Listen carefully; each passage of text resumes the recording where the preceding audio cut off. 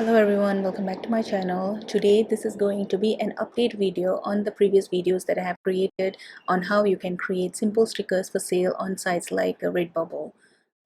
Now before we get started, let me give you a quick recap. I have previously uploaded 3 videos related to sticker creation.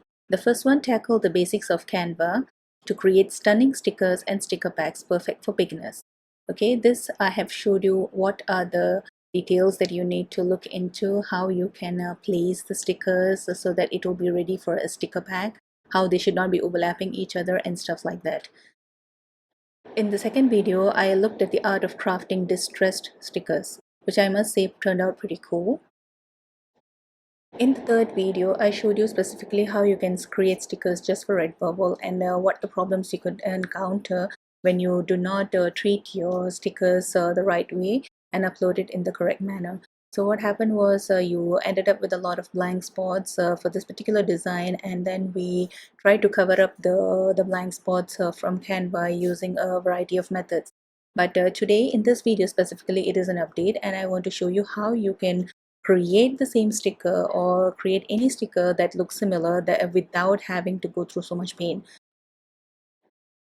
Okay, I've got my workspace open and here is the first design. It is a text-based image and the magic begins when we click on the edit photo. Now some designs may need background removal, but mine is already transparent, which is perfect.